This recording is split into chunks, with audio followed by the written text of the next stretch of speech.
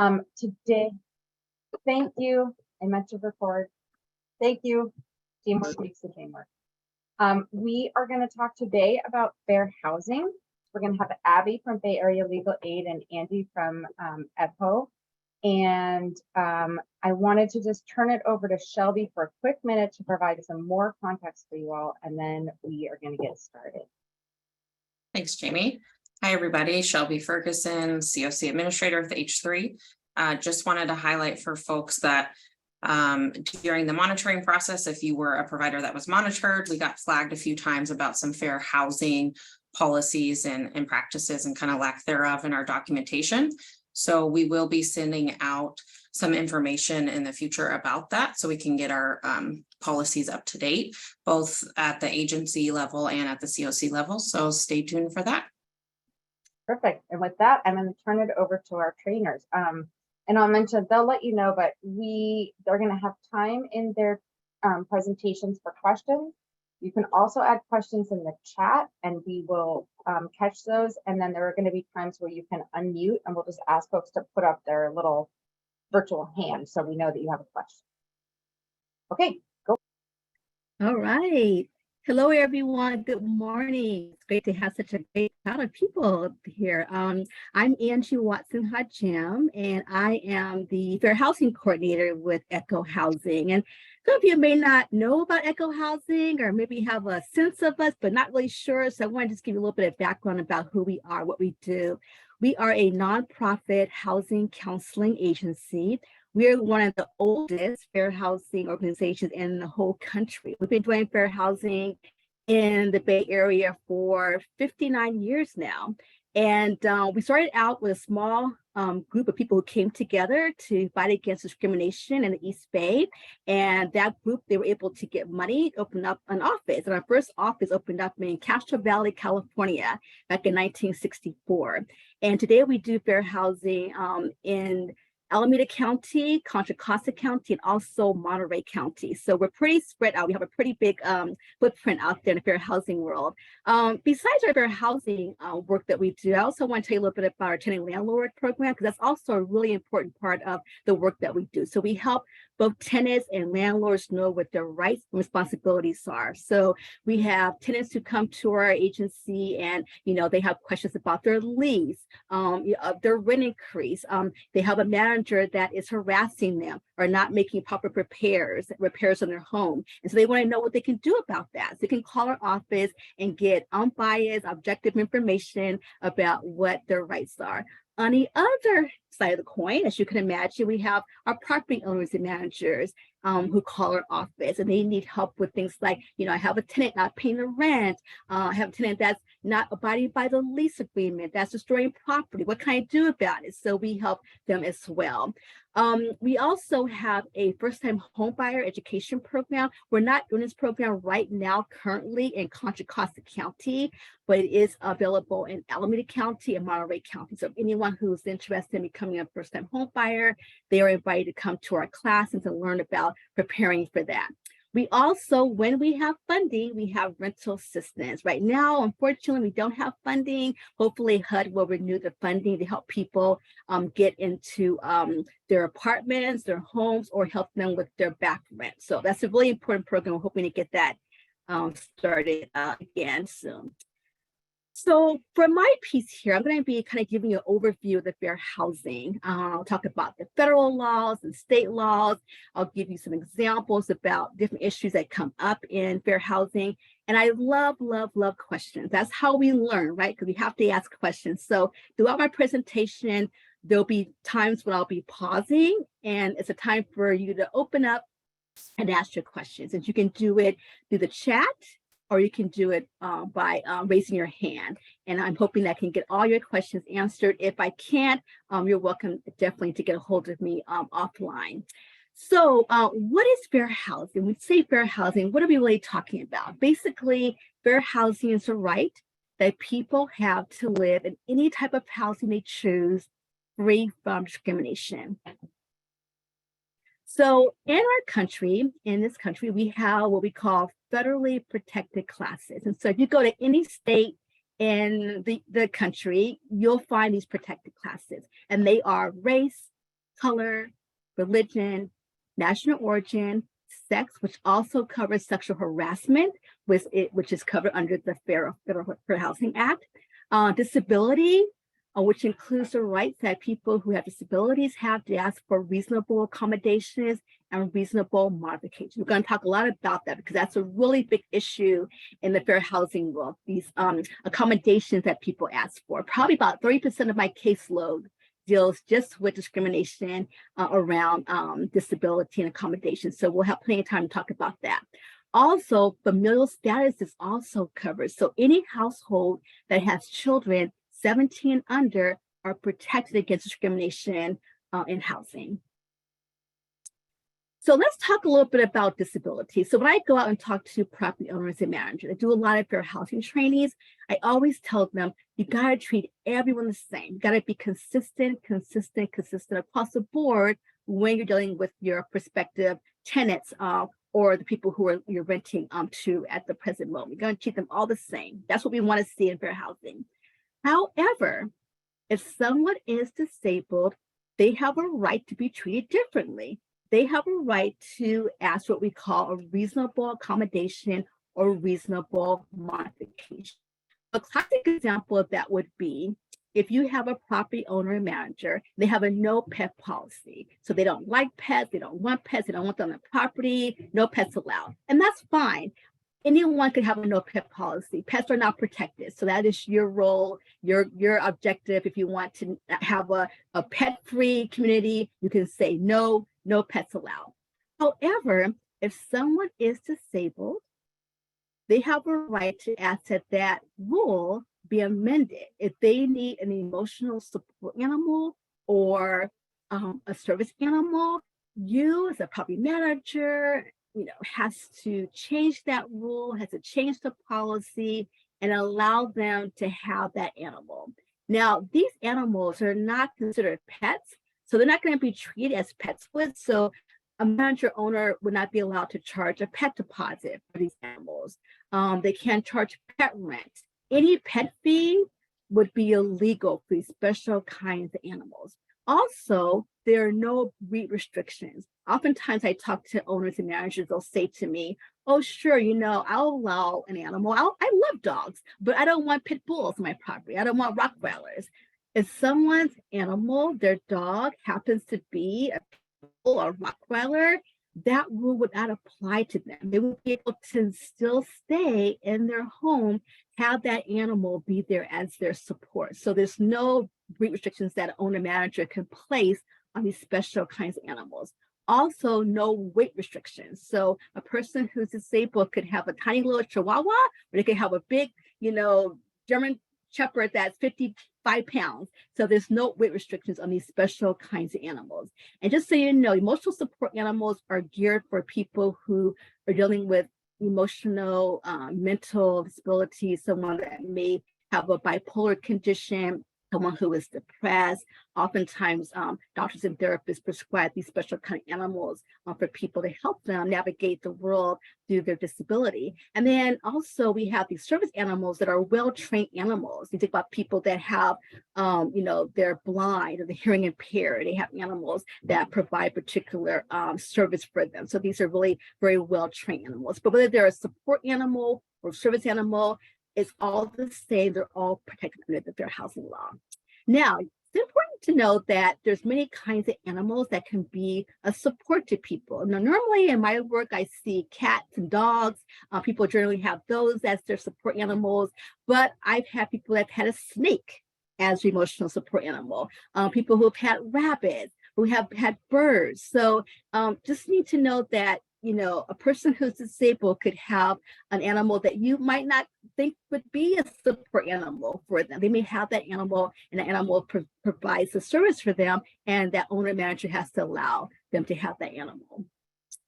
Allowing caregivers, also really important. I know that a lot of times I talk with our clients who are disabled and they want to live in their home. They don't want to live in a skilled facility. They don't want to live in a convalescent home. They want to live in their own home, but they may need help.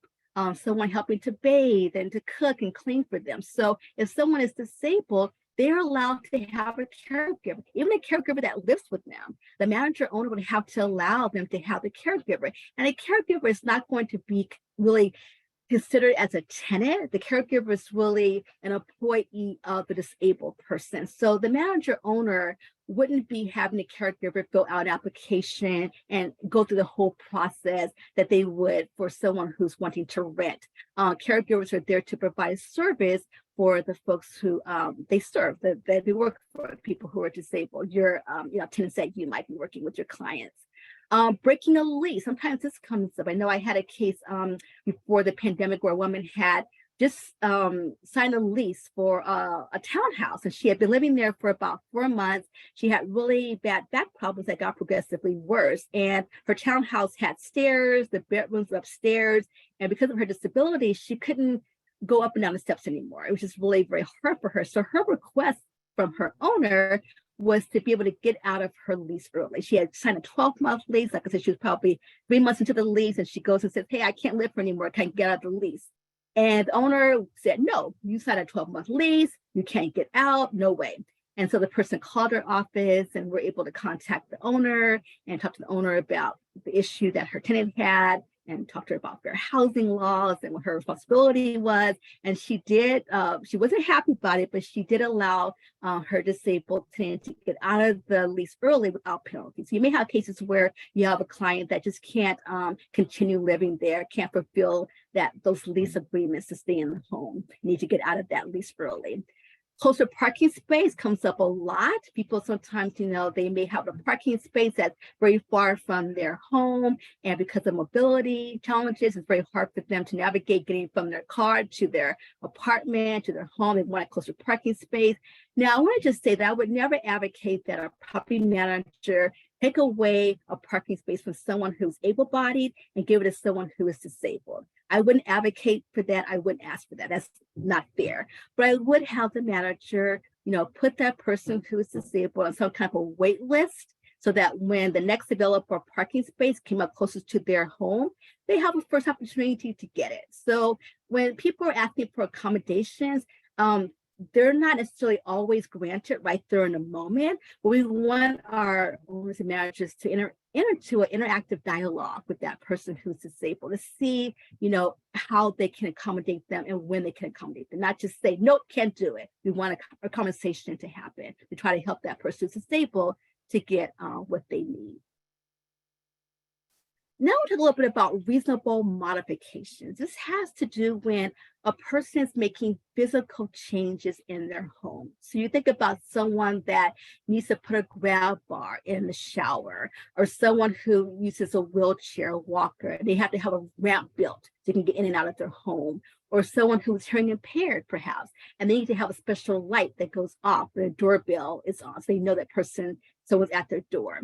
So these are examples of someone making physical changes in their home. These are called modifications. And it could also be someone who needs to have the carpets pulled up. I know I had a client years ago that had severe allergies to material in carpeting, and she had severe problems breathing. And her modification request was to have those carpets removed so she could live there, she can breathe, without hardship in her home. So when people are asking for modifications, they would go through the same process as they would asking for accommodations. They would, ask for the modification and, try to see if that could be, assessed by them. Now, the question that comes up oftentimes is, who pays for the modification? Would it be the disabled tenant that pays for it, or would it be the property owner and manager? And so the answer is that it depends. So if it's a private owner, so private ownership, in that situation, private landlord, then the tenant pays for that modification.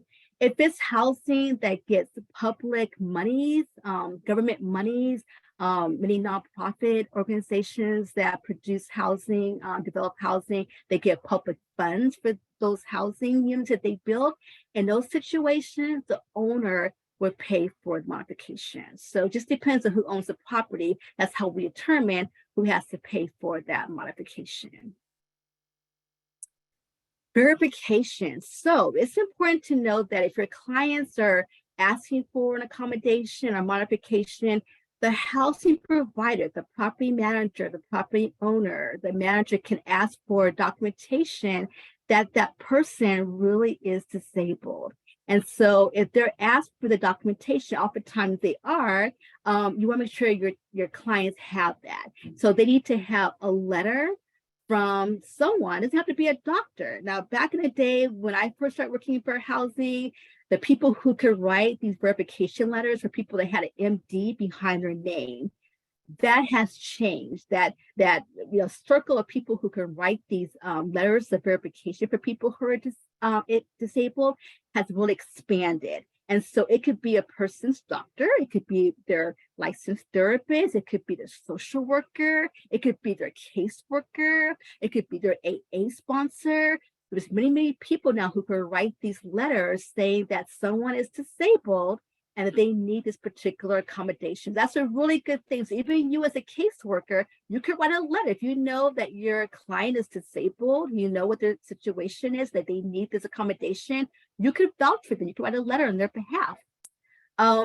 Also, it's really important to know too that an owner and manager, although they can ask for the documentation, that's legal, that's their right to ask for documentation, they cannot ask what that disability is that person has. That would be illegal. Now, if a person wants to share their disability, oh, I have a bipolar condition, I suffer from MS, that's fine. That's their right to do that. But the owners, managers of these properties cannot ask about what a disability is. That would be illegal. Now, if a person has disability that's obvious, someone's in a wheelchair, someone's blind, it's very easy to see they're disabled, then no verification would be needed. So that manager or owner couldn't ask for a verification if the disability is obvious. So now we'll break and just see if there's any questions out there about anything that I've talked about so far. Shelby, you can kind of let me know. Yeah, there's a few in the chat. So some of them answered by Abby, but one question is, does the reasonable accommodation relating to pets also apply to shelters? Oh, that's a really good question. So it would apply for transitional housing where people are living there, long term. Shelters normally, if you're staying for less than 30 days, is not considered housing. And so the fair housing laws really wouldn't apply to a temporary shelter. I know that there are some shelters that are becoming a lot more lenient about people having animals, because we know that animals are very soothing for people. Even though you may not even have a disability, they really provide a lot of support to people. And so some shelters I know do allow animals, are becoming more amenable to that. But in general, the fair housing laws really deal with housing. So it's someone's housing, they're going to be living in their, permanent housing, basically. Thank you. So there's another question regarding emotional support animals. Is there really no limit to what a person can claim as a service animal? Exotic animals, for instance. Also, is there any documentation they have to prove to show that it is an emotional support animal? Okay, so I'm going to have you repeat the first part. The second part, I can just say that, yes, you have to, if the manager or owner requests that you provide verification that you are disabled and you need that accommodation, you do have to present that. The owners and managers have a right to ask for that verification. So yeah. The first part of the question is about what kinds of animals could qualify, including exotic animals. Oh, okay, yeah.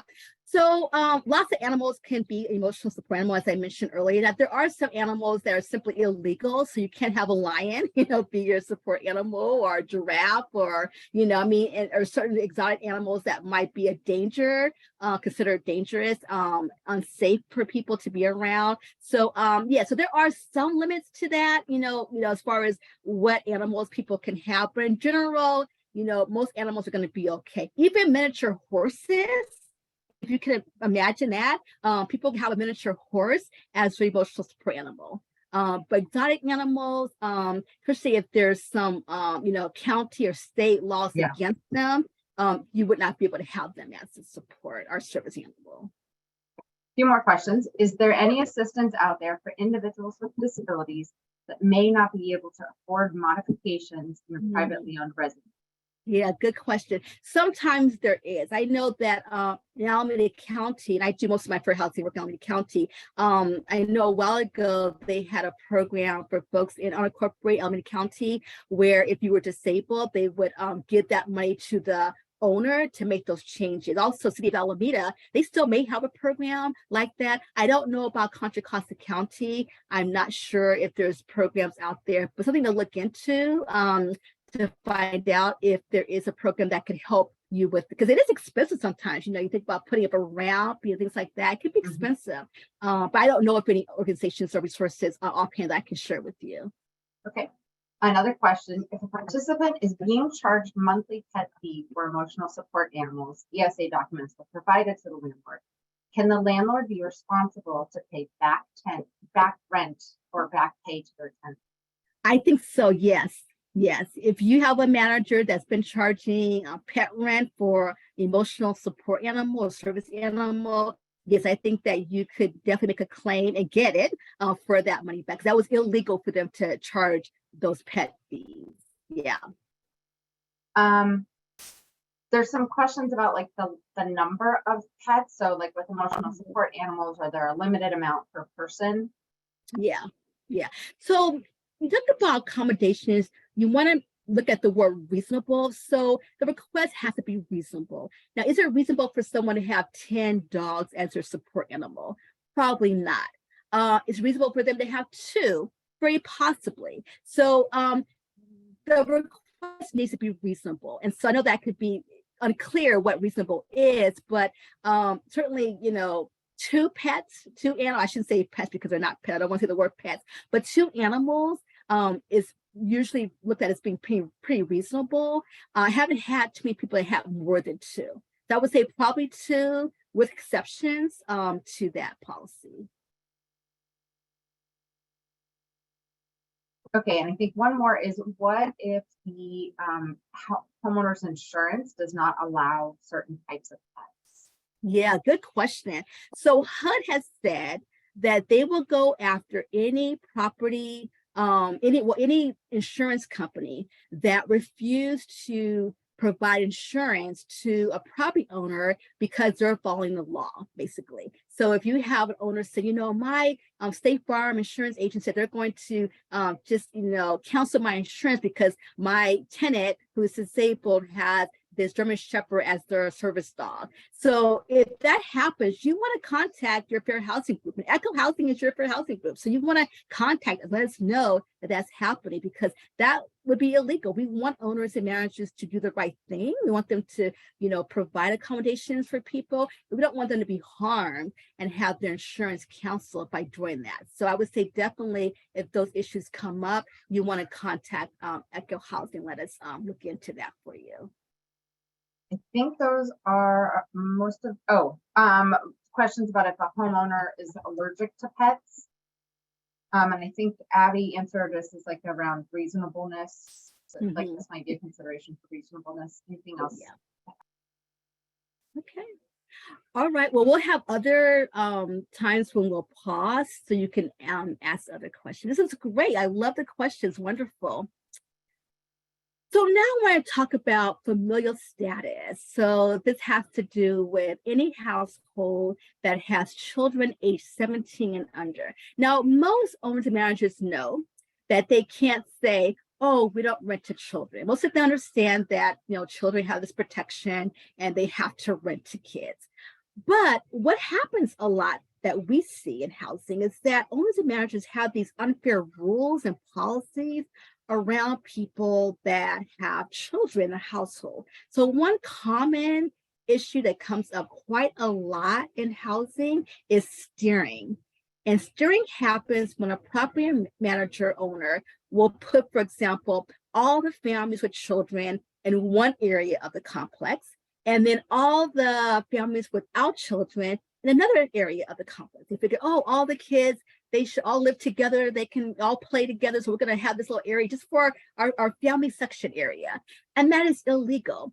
Oftentimes, we also see owners and managers not wanting to rent to children on the second floors of an apartment. They figure, you have a kid upstairs. they're going to be, noisy and running, and the neighbors' houses are going to complain. No, we're going to have all of our kids be downstairs. Those are examples of what we call staring, and that is illegal. So we want our owners and managers to know that people have a right to live wherever they want to. If they have a toddler, they want to live on the second floor or the penthouse or wherever by the pool, that's their prerogative. You're talking about fair housing is giving people access to the housing of their choice. So we don't want to see owners and managers steer. Like I said, this happens quite frequently. Also, we see owners and managers having different rules and policies around children. For example, sometimes we'll have a manager that has a pool on their property, and they'll say things like, oh, kids can only use the pool from, 12 to 3, and adults use it from 3 to 6. It's illegal to have those separate rules. Or they'll have rules like, kids can't be in a gym, kids can't be in a laundry room, kids can't be in a rec room. That's illegal. Children they're people too, and they're tenants too. They have a right to enjoy the amenities of their home where they live with their parents or their guardians. Now, if an owner manager has a gym, they can certainly have some safety rules around that gym. They can say things like, have it posted that children 14 under must have an adult with them. That's a reasonable rule because, as we know, there's a lot of heavy equipment in a gym, and a child could, hurt themselves with that. So it's reasonable to have a rule that has it posted, people should, be there with their children. If they're under 14 under, they should be there with their children in the gym. In a pool as well, it's legal and acceptable. And actually, we want to see posting that says that on a pool, 14 under must have an adult with them for safety. But to have areas of the complex that are off limits to children, that's what gets owners and managers in trouble. Also, we want managers and owners to look at the rules they have on the property. Like if they have a rule that says no bike riding, or children can't bike ride, children can't rollerblade, children can't skateboard. We want them to change that rule and just say residents can't bike ride, residents can't rollerblade, because we want the rules to be applied to everyone, not just children, not just to teenagers. We want them to be applied to everyone. So I always caution my owners and managers when they make their rules, make sure you don't single out children. Make sure you just have a blanket rule that's across the board for everyone. Restrictive rules have to do with supervision. Oftentimes you'll have a manager that will say, if kids are outside playing, the adults have to be out there with them. Their caregiver, their babysitter has to be out there with them. And that is looked at as being overly restrictive, because many kids can play outside just fine by themselves. They're safe, they're just having fun, and they don't need to have a parent with them. And so it's a hardship to, have a parent or a caregiver or babysitter be out there with their kids.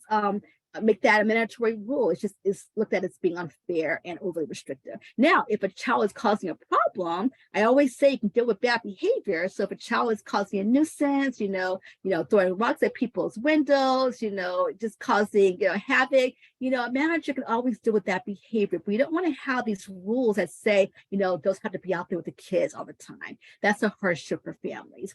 Surcharges. So I don't see this happening, fortunately, too much anymore. It used to be years ago, it was very common for owners and managers that would charge a higher deposit for a family that had children, because they figured kids are going to add more wear and tear on the property. So they would want to get a higher deposit. And that is illegal. You can't do that. Like I said, I don't really see this happening too often anymore, unfortunately. Now, one thing that's not on my slide that I do want to talk briefly about is the 2+1 occupancy guideline. 2+1 occupancy guideline. It's not on here because it's not a law. It is a guideline, and was put out by the Department of Fair Employment and Housing. They've since changed their name, but they're not called Civil Rights Division. They changed their name recently, but they're the state organization that, basically they make laws. Oftentimes they will approve laws to be, to be abided by in California, and they also enforce laws as well. So this is what this organization is saying to our managers and owners, is that if you have an apartment, a home you're renting out, we want you to be reasonable around the number of people that can rent that home, that apartment. So what this 2+1 occupancy guideline deals with is number of people that should be allowed to live in the home. So for every bedroom, for this 2+1 occupancy guideline, for every bedroom, there should be 2 people plus 1 person for the whole household. So if an owner manager has a 1-bedroom apartment they're renting out, they should allow at least 3 people to live in that apartment. So 2 in the bedroom plus 1. If they're renting out a 2-bedroom apartment, they should allow 5 people, 2 per bedroom plus 1. So it's just a guideline. It is a safe harbor, and we really encourage our owners and managers to abide by, because if a manager owner has a occupancy guideline that's less than 2+1, the Civil Rights Division may open up a case of discrimination against that owner. Because if you have an occupancy guideline that's very, very restrictive, it impedes on larger families. It impedes on families that have children. So if a manager has a rule that says, 1 person per bedroom, and they only have 1 bedroom available in their building to rent out, you'll never have kids live there, because you're saying you only want 1 person per bedroom. So it has a disparate impact on families that have children. So that's why this 2+1 is a fair housing issue. That's why this Civil Rights Division put this out many years ago. And so we really want to make sure there are providers out there that are providing housing for people, that they abide by this 2+1 guideline. So I want to talk just briefly about criminal records history. So years ago, back in, I think it was 2016, under the Obama administration, HUD put out some guidelines around criminal records history. So what HUD wants and what we want, as fair housing people, is for owners and managers to have reasonable rules around people's criminal history. So we want to look at, first of all, a person's conviction and not their arrest record. So a lot of times, owners and managers will do a criminal background check. That's very common. And in Contra Costa County, owners can do this. Now, in Alameda County, they can't do it. In the cities of Oakland and Berkeley, they passed ordinances that don't allow for criminal background checks. But in Contra Costa County, owners and managers can run these, criminal background checks. So we want them to look at a person's conviction record, not the arrest record, because people can be arrested and they could be perfectly innocent. Also, we want providers to look at how long ago that conviction was. So if someone committed, a crime and it was 5 years ago, that should not be held against them. Now, if someone just got out of, jail recently, for battering his or her girlfriend or boyfriend, it's just been a few months, the owner manager could reasonably say, and get away with not allowing that person to live on the property. But if that conviction, like I said, has been more than 3 years, that should not be held against a person. So we want owners and managers to really look at, how long ago that conviction happened, and also the nature of the crime. I mean, it's very different to have someone who wrote a bad check at Safeway as opposed to someone who assaulted someone. So we want owners and managers to have these reasonable rules when looking at denying someone for housing based on the criminal records history. So that's what I want to say about that. I have a webinar if anyone's interested in learning more about criminal history and how to deal with that. I can share that webinar with people if they're interested in that. So we're at Q&A. Are there any questions out there? There's one in the chat that says, can a property charge a rent deposit each month for each pet? I'm sorry, for each. For like if there's multiple, can a property charge a rent deposit each month for each pet? So these are pets, not emotional support animals, I take it.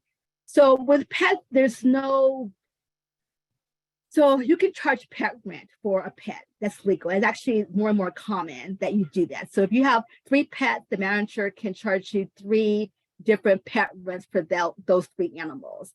But if these pets are not pets, they're emotional support animals, as I was saying earlier, then these pet fees, pet rent would not be legal. So for pets in general, yes, they can charge whatever they want to as far as the pet rent. Yeah. Right. There's Isaac, and then there's another question in the chat. Yes, I see Isaac's hand. Yeah. Yes, hello, thank you. Hi. Hi.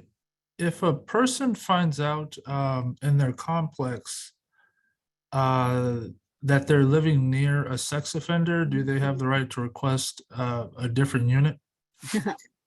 Yeah, interesting. So people can request a different unit. I mean, the owner manager may not be able to provide that unit, there may not be anything available, but absolutely, if someone realizes that they are living next door to a sex offender and they feel uncomfortable about that, they can certainly ask to be moved, but the owner is not obligated to move them, just so you know that. Now, if the owner if the owner manager has an available unit that they could transfer the person, that's great, but they're not obligated to, move that person just because that person's living next door to a sex offender.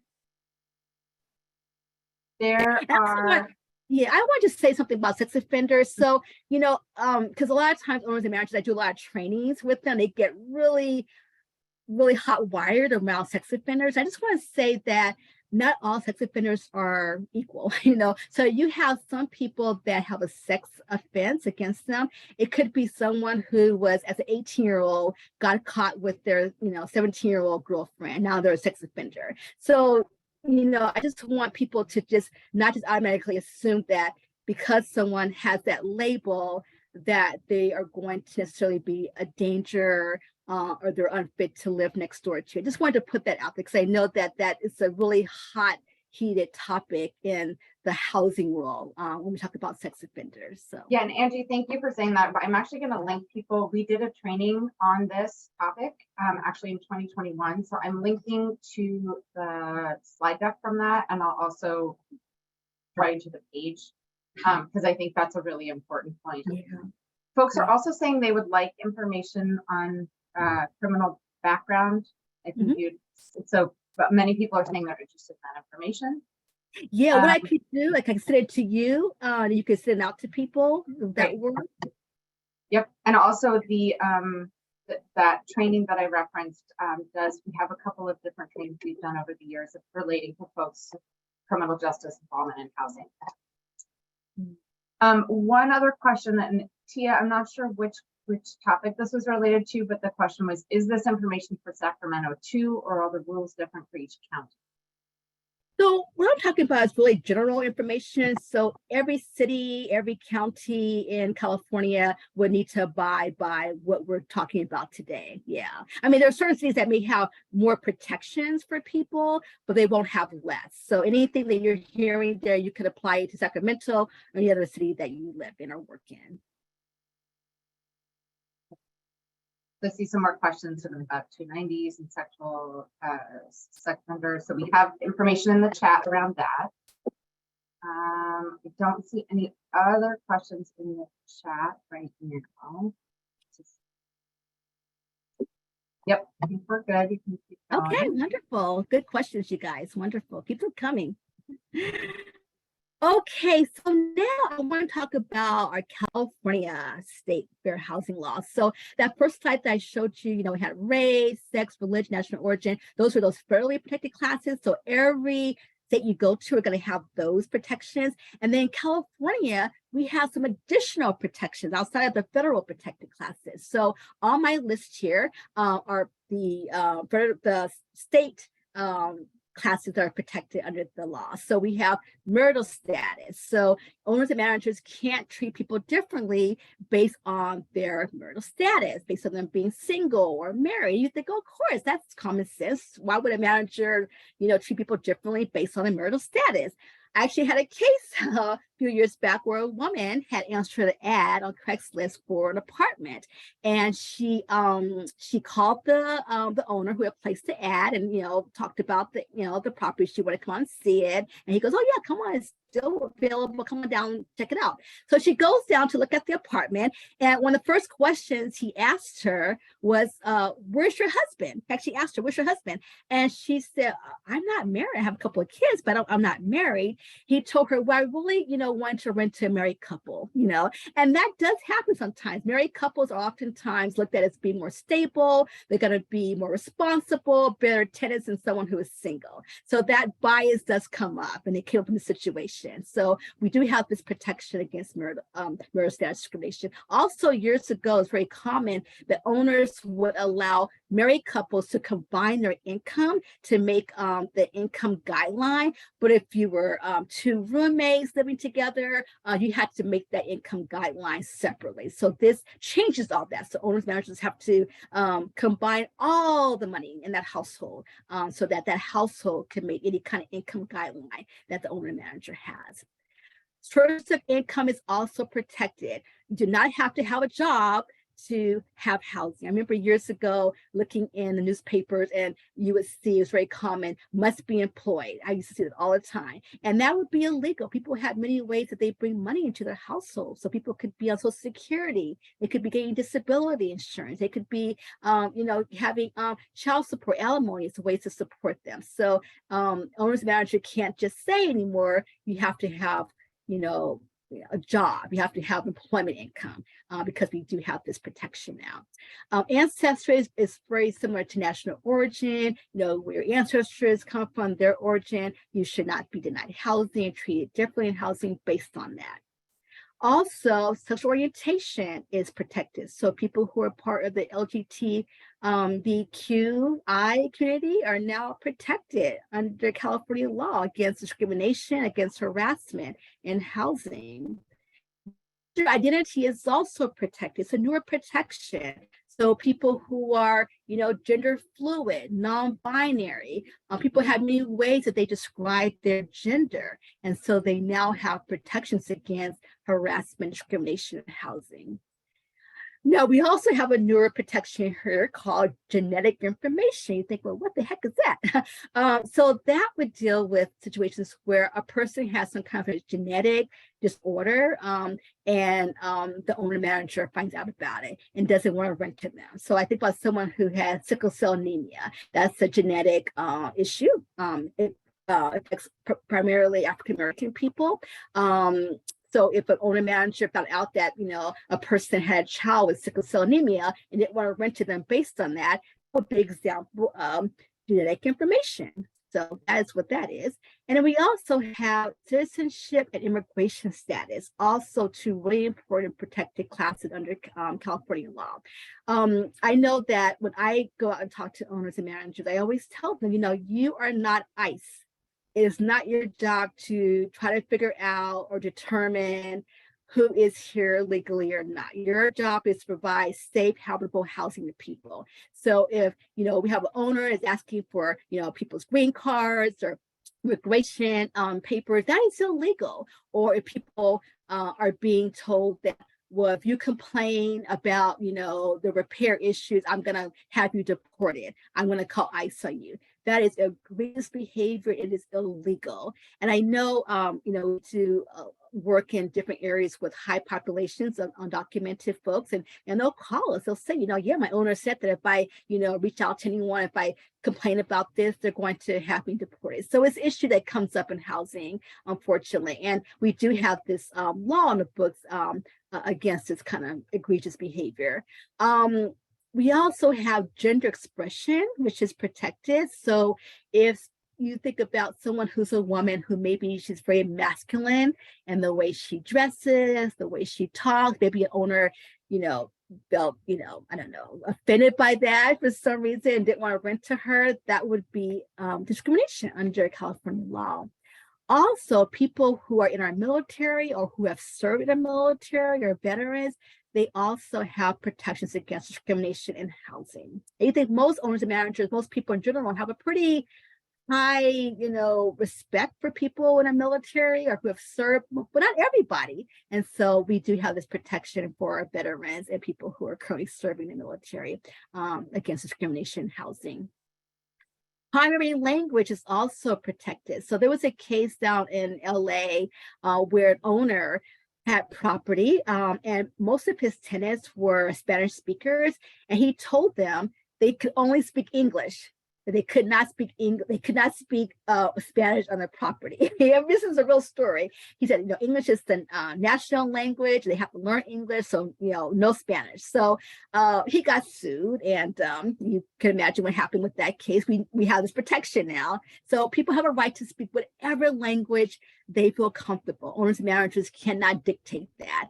And it's funny because people think English is the national language of this country, and we don't have any national language, although most people, of course, do speak English. I know in California, we speak like 200 different languages in the state. So, people have a right to speak the language of their choosing. And then Section 8 is now protected. For years and years, housing advocates throughout the state have fought to have this protected class. So we finally got it in 2020. And you guys all know that people who have a voucher cannot be denied housing. Now, it is true, though, that your clients, they have vouchers, they can still be vetted. So the owner manager could still check things like, their credit and, the rental history and those kind of things. But of course, they cannot have this blanket rule anymore that says no Section 8. Also, what I want to say as well around Section 8, that it's really important that owners know that when we're looking at income guidelines, they want to look at the income of what that person's, well, for example, you have a lot of owners that say you must make 3 times the amount of income to live here. That's very, very common. You must be 3 times the amount of income to live here. With the person on a voucher, they should be looked at as what is their portion of the rent. So, you may have an apartment that's going for $2,000 a month, and you may say to people, you must make 3 times that amount. You must make $6,000 a month wherever to live here. However, if it's a person who's on Section 8, they may be paying only $200 a month for their rent. So that income guideline should be based on their portion of the rent. So that sometimes comes up with owners that say to a person in Section 8, they have to make this large, have this large income when they don't. It should be looked at as their portion of income they're going to be paying. That guideline should be based on that. Also, under California law, we have things like we call arbitrary discrimination. So things like age, occupation, political affiliation, personal characteristics like, someone having body piercings or someone having tattoos. They should not be treated differently or denied housing based on what we call arbitrary discrimination that we have. So it really opens the door to a lot of different things. Basically, you should not be denying people housing for anything, really, except for their inability to be a good tenant and not pay the rent. Otherwise, everyone pretty much has the right to live what they want to, regardless of things like, age and other factors. So now I want to go to the next slide. Just briefly, I want to talk a little bit about licensed childcare. So owners and managers can say, we don't allow businesses to be run on our property. So that's legal. They can just say very simply that this is for you to live in, for residential usage, not commercial usage. There is an exception when it comes to licensed daycare. So if you have a client that is a licensed daycare provider, that owner and manager has to allow them to run their licensed daycare in their home. There's 2 kinds of licensed daycare, small and large. So small is up to 8 children, and then large is up to 14. So it depends on their space as to what they get their license for. Now, childcare providers for a license don't have to have insurance. They can have affidavits written out by all the parents saying that I understand that my childcare provider doesn't have insurance, and I'm fine with that. Or they can be bonded, but they're not mandated to have insurance. Although most childcare providers actually do have insurance, but the way the law is written, they don't have to have it. It's optional. Of course, people who have licensed childcare are responsible for the safety, the behavior of the children who are in that childcare. And also, owners cannot charge higher rent for someone that has a childcare. They can charge a higher deposit. So they can increase the deposit as long as it's not more than 2 times the amount of rent for unfurnished unit. That's a little bit about licensed childcare. Any questions? There are a few questions in the chat. Can the landlord do a month-to-month lease based off age? Chandra, I don't know if I totally understand the question. Do you want to, you're welcome to unmute. So my question is, good morning, everybody. Hi, good morning. Can a landlord charge a month-to-month lease based off a person's age? Like someone that's 23 because she's young? Oh, absolutely not. No, no, no, they cannot do that. That would be blatant discrimination because we have age, that's a class that we look at, and people shouldn't be treated differently because they're young or because they're older. So that would be illegal. If that's happening, let us know. We can stop that. That should be happening. Okay. There's another one concerning immigration status. Can landlords require a social security card at the time of application? Yeah, so I know that owners and managers, they want to do a credit check. I know that. So that's why they are going to ask for a social security number. Some people are here in this country and they're here legally. They don't even have a social security number. They could be here on a work visa, whatever. So owners and managers should have something else in place, some other kind of way they can check a person's credit. And if owners and managers are unsure about what they should have in place, I would recommend them to reach out to the California Apartment Association. They put out some policies several years ago to help give guidance to their members who are owners and property managers about how to deal with those applicants that come to them looking to rent that don't have a social security number. So they should have something else in place besides just someone's social security number, because everyone has one. Great. There's one more in the chat, and then Isaac. So in the chat, who would one report if there are concerns? I'm sorry. So if somebody has concerns about some of these things, who do they report those concerns to? For fair housing? Yeah. Sounds like, So yeah. it would be us. So we are the Fair Housing Agency for Contra Costa County. So if someone has a question about fair housing, they feel like they are, experiencing discrimination in housing, or their clients are, or they're, someone they know, have them call us. We will do an investigation to see if there's evidence of discrimination. We also do a lot of education to owners and managers. So, like for example, what was the person Lashandra? You just mentioned about the person at the age. Yeah, we would just call that person up. We'll call the owner and say, "Hey, Mr. Owner, you can't charge someone a higher rent or a higher deposit because of their age." So yeah, so you want to let us know these things are happening so that we can provide education and we can open up investigations if need be. Yeah. There's another question, and then, Isaac, and then we'll get to the other question. Okay. I'm sorry, I actually Googled this while you guys were talking, but I think it might be important for people to know. Are there restrictions for overnight guests or just guests in general for clients?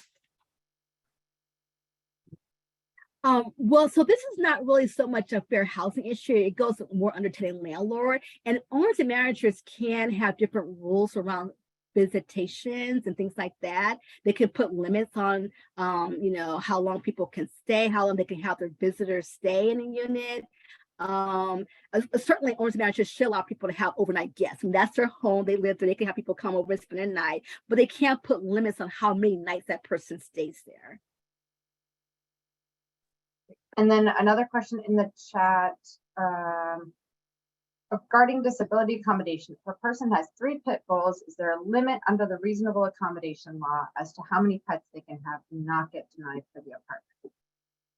Yeah, I mean, if someone has 3 pit bulls and they can document that they need those 3 pit bulls, they have their documentation. Maybe those pit bulls do different things for that person. Maybe 2 of them are, emotional support animals. Maybe one does some kind of a service for the person. So it could be reasonable. It could be fine for a person to have 3. Normally, I see 2 at the max, but it certainly could. It's very possible. It just depends on that person's, what their needs are and what their health professional person deems is important for them to have. So it could be 3 pit bulls. It could be. Great. And I just want to flag, we have about 1 hour left for the training. So Angie, I know you wanted me to just give you a time. Yeah, so definitely want to, this is good. I don't want, because I know I want Abby to have plenty of time to talk as well. So I just want to quickly just say that advertising is also a fair housing issue, and so it's illegal for owners, managers, providers of housing to put illegal advertising, on Craigslist or on Facebook or, any other kind of platforms. And so here I just have some examples of some illegal things we don't want to see on Craigslist. So I'm just going to leave that there for a minute. I do want to have Abby come on because she has a lot of really great information. And if I didn't answer your question or you have more information that you are needing, you'll definitely be able to contact me. Offline. So I'm going to turn it over to Abby, so she has plenty of time to. I'm going to stop sharing. So Abby, you can go on in, do your part. Thank you, everyone. Thank you so much, Angie. That was really helpful. And Echo Housing, where Angie works, is such an amazing resource, I think, for some of the questions that were being named when there is a conflict between maybe a tenant really needs 3 emotional support animals or 3 support animals or whatever it is, and the landlord doesn't think they need that many. Echo is there to be able to help mediate and find some common ground. And these types of issues do come up. They're very real. And so I'm so glad our county has a resource like Echo that can work with both parties to try to reach a solution that everybody can live with. Let me pull up my PowerPoint.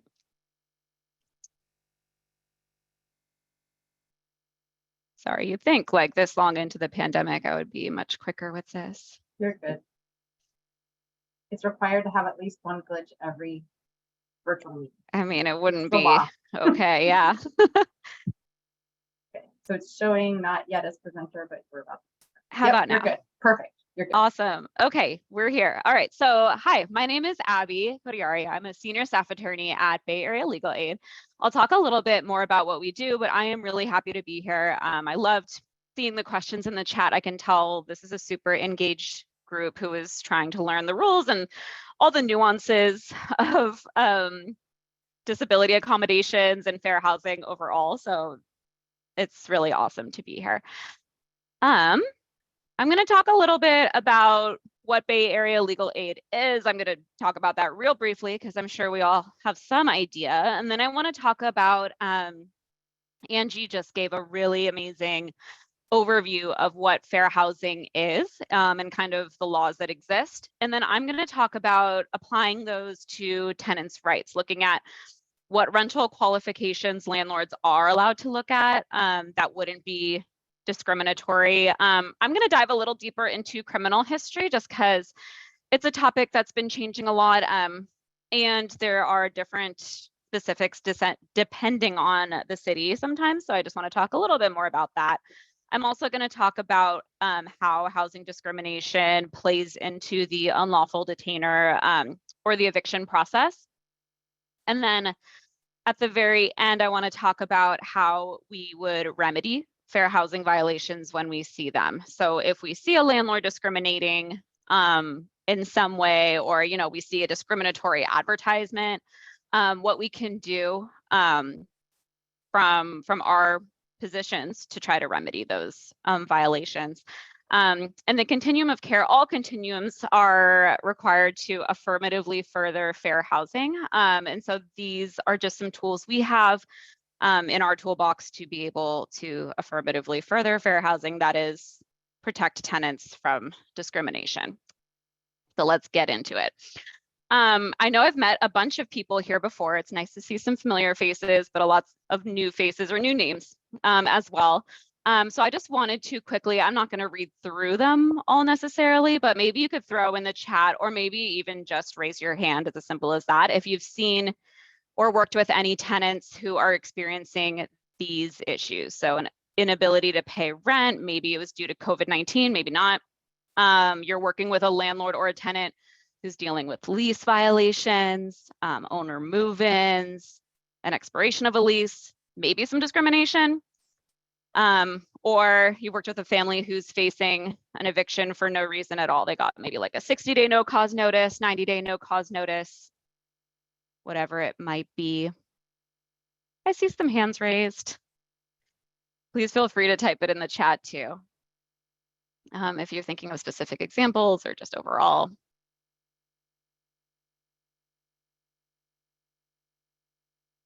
Cool. So I work with tenants experiencing these types of issues all the time. And there are different remedies in different places, but wherever we are in this list, we're always trying to look at it from a lens of looking for discrimination as well, and where there are potential fair housing violations. Bay Area Legal Aid is the largest free provider of legal services in the Bay Area. We have an office in each of the 7 Bay Area counties. We do not have one in Solano County. I think I saw some folks from Solano County. Solano County's free legal service provider is Legal Services of Northern California. They're a really similar organization to Bay Area Legal Aid, but they cover most of the more northern counties in California. We are a staff of, I don't know the exact number, but between 150 and 200, mostly attorneys, but many support staff, social workers, and other folks. We also have interns, volunteers, volunteer attorneys. What I'm going to talk about today, this is focused on housing and discrimination. So we're going to talk about the housing preservation work that we do, mostly landlord-tenant matters. That's mostly eviction defense. We also take discrimination cases and issues with subsidized housing. So those could be Section 8 voucher terminations, or people who have been denied from a subsidized housing unit that they think they should be eligible for. We help with those appeals. We also have a health consumer unit. They deal with access to healthcare, issues that pop up with public health insurance programs, and then other health-related issues, access to translation services, trouble with billing, things like that. We have an economic justice unit. This is kind of a big, broad term for all the public safety net programs. So we have attorneys that help clients who are having Social Security issues, GA, CalWORKS, CalFresh, all of that. We also have a domestic violence and assault prevention unit. The bulk of their work is restraining orders, but we can help with some family law issues within those restraining orders. We also do work on some immigration cases, usually when they're related to DV, so a U visa or a T visa. In some cases, we can help with naturalization as well. And I should have said in the beginning, if you have questions, something urgent, I welcome you to unmute and interrupt me. Otherwise, you can put it in the chat, and once we get to the end, we can address all the questions. So I always like to be upfront in what we can do and what we cannot do here at Bay Area Legal Aid. We can do eviction defense, but only in certain cases. We usually wait until the case is urgent. So this is information when you're sending us a referral or referring to us. If someone has already been served with an unlawful detainer, that's the eviction lawsuit. We want to jump in and try to help them as soon as we can. We can request reasonable accommodations due to disability. So that was what we were talking about earlier. We can investigate, possibly help with housing denials. We help with Section 8 issues, and we try to dive into those housing discrimination complaints. We cannot help people find housing or help or provide housing. That's just outside of the scope of our expertise. And there's a lot of great, I think in this Zoom room, a lot of great case managers who are very equipped to help with that. We also can't help with roommate/neighbor issues. Our overarching goal is to keep people housed. And oftentimes, if someone's having a problem with their neighbor, a problem with their roommate, the solution they're looking for is to get rid of that person or evict them. And that's not something that we are usually able to help with. There is like a little asterisk down there, an exception for if there's violence. If the person is being threatened, or the neighbor has been violent towards them, or their roommate has been, you can refer them to Bay Area Legal Aid for a possible restraining order. We do have some eligibility requirements. This is because of the federal funding we receive. And I don't want you to worry too much about this, but I do want to talk about it because it's important when we're looking at what cases we're able to take. So this isn't quite accurate. Usually our clients live in the Bay Area counties, but if they live outside the Bay Area, sometimes we can help them still if the legal issue occurred within the county. So maybe someone does live in Solano County, but they were evicted in Contra Costa, or they applied for a unit in Alameda County, but were denied, and they think they were discriminated against in that denial. We might be able to still assist them. There is a citizenship requirement. We, unfortunately, because of our federal funding, in order to take someone on as a client, they need to either be a citizen or have some type of possible pathway to citizenship. It doesn't mean they've already applied for a U visa or a T visa or anything else, but or asylum, but we have to find some nexus and think that they might be eligible for that type of visa in order to assist them. If someone comes to us and they have a legal issue, but they are undocumented and don't have some type of viable pathway to citizenship, we do operate clinics throughout the county where we can help anybody. You can be undocumented, you could be very wealthy, above the poverty level. We have an income restriction as well. And those clinics are currently operated virtually. We have a Richmond clinic and an Antioch clinic, although they happen on Zoom. We are this fall hopefully going to be resuming in-person clinics as well, but also keeping the Zoom clinics because it seems like it's been helpful for some folks, a little easier access-wise, depending on the ability of the tenant. Let's see. We can also represent eligible children in public benefits and domestic violence matters, even if their parents aren't eligible. And then at the bottom, our income requirement, generally we can only sign people on for representation if they make under 200% of the federal poverty level. And you don't need to worry about that. When someone's referred to us, we ask a bunch of income and asset questions, and we have a computer system that makes that determination. I don't do the math. And so I want to talk in our first topic about rental qualifications. When someone is not even a tenant yet, they're applying for different units, looking for a place to live, there's a lot of opportunities for potential landlords to discriminate. Sometimes landlords feel really particular about who they want to live in their unit. It might be because of some preconceived notions, some discrimination. And so there are some questions landlords are allowed to ask, but there are definitely things they cannot. So on the left column, those are some questions landlords can ask. So they usually can talk to the tenant about their names, their contact information, for past landlords, for references. They might ask about employers to try to verify income and other references. The landlords also might require applicants to provide money towards a screening fee and obtaining a credit report. Sometimes it costs money to get those, but the fee cannot be exorbitant. It really has to cover that, that report. If a landlord is asking for these things, they need to make sure that they're asking everybody the same questions. Even if the questions they're asking are not about someone's race or religion or something that's discriminatory, if they're only asking certain tenants to give a bunch of references and they're not asking other tenants that can certainly be an act of discrimination and something that we would want to look into. So moving on to the right side, financial qualifications. Sometimes tenants can use proof of rent payment and proof of income to demonstrate their financial qualifications.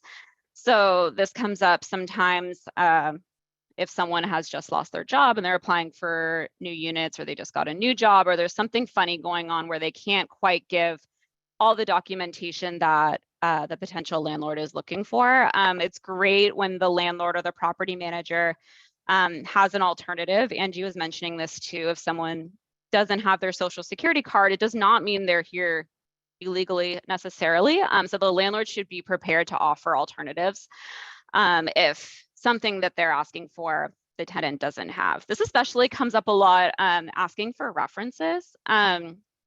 Just the way the Bay Area is, sometimes, oftentimes people sublease.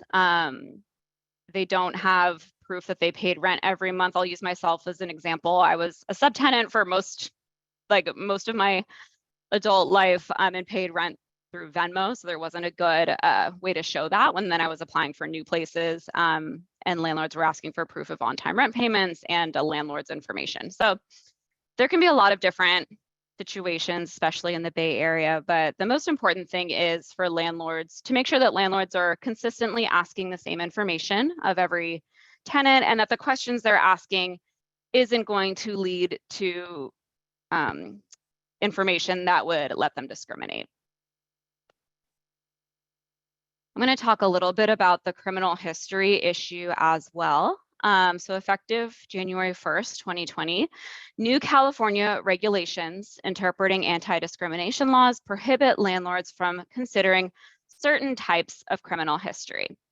That can include arrests that did not lead to a conviction. So if someone's been arrested, and even if the DA hasn't decided if they're going to bring charges for that yet, a landlord can't consider it if it didn't lead to a conviction.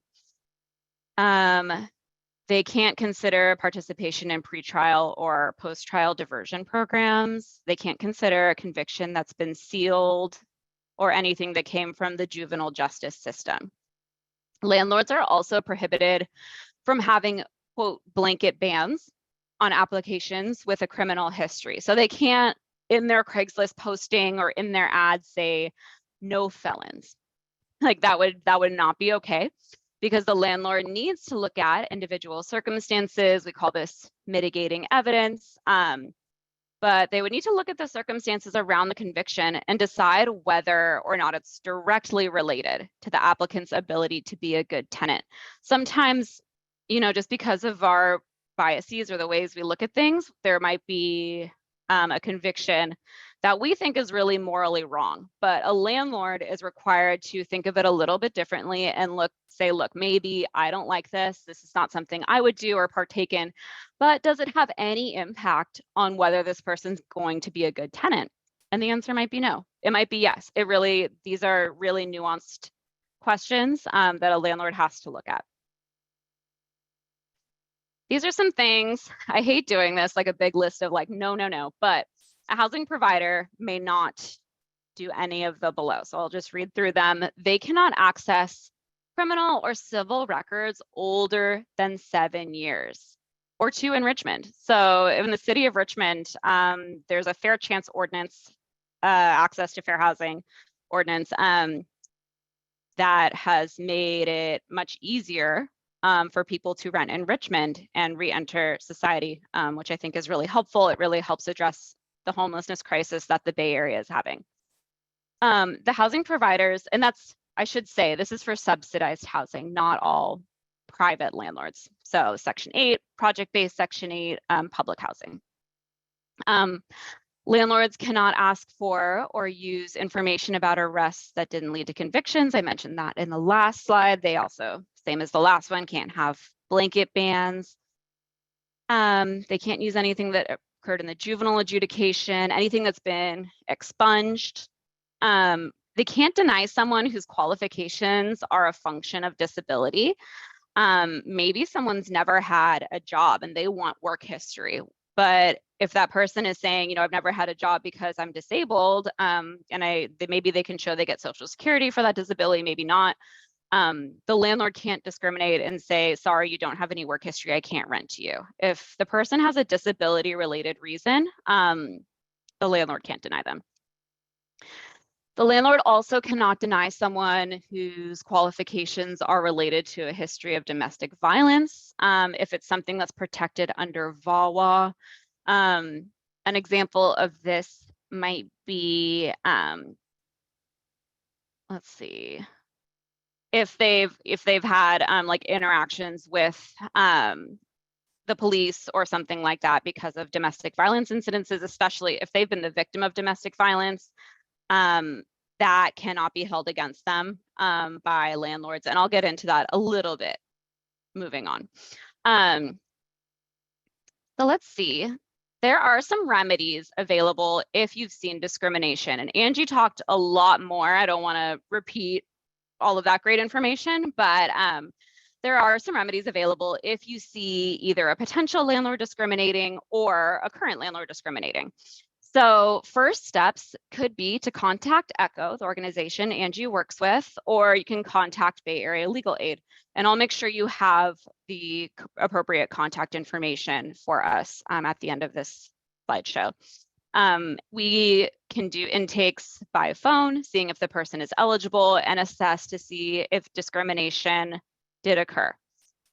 You can also help, or we can help with this, writing a letter to the landlord. Sometimes this is enough to resolve the case. Those are great situations when we can do that, but writing to the landlord, and maybe the landlord didn't even realize that what they're doing is discriminatory, but we can say, hey, when you asked this question, or when you spoke to the tenant this way and said this to them, that was discrimination based on gender, based on whatever, whatever it may be.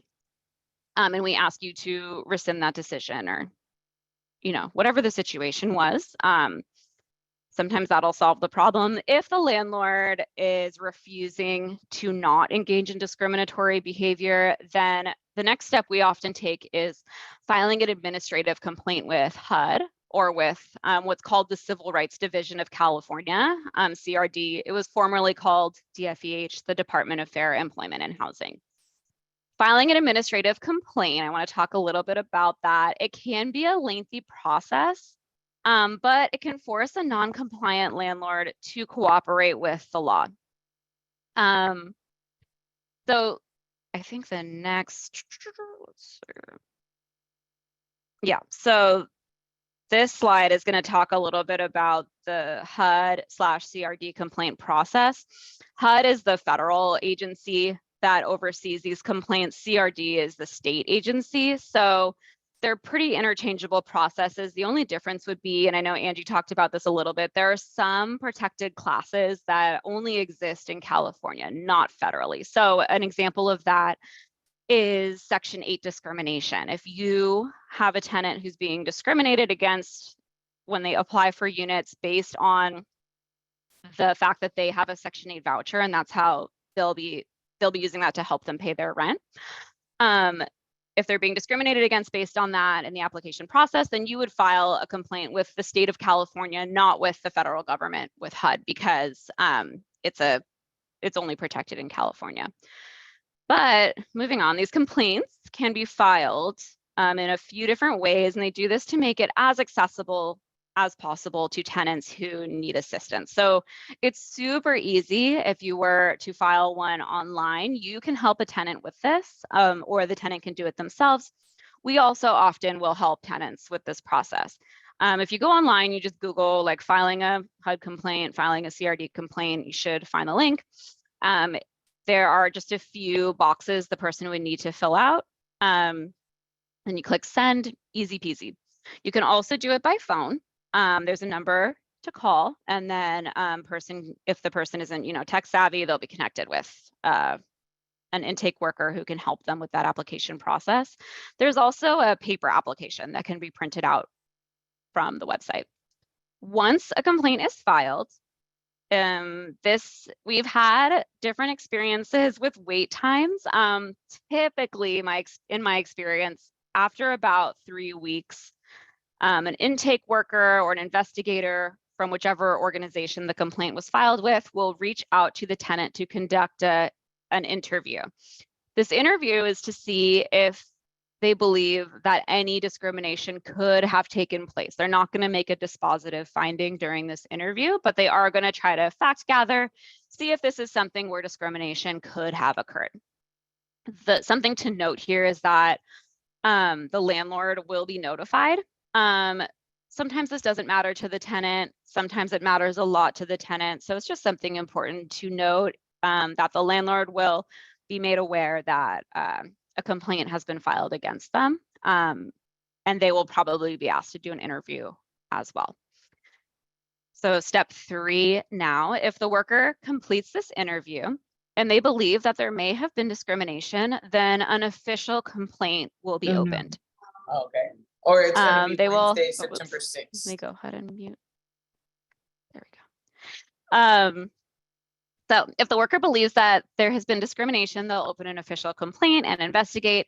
This can be kind of a lengthy process and can feel a little invasive sometimes to tenants and to property managers, landlords alike.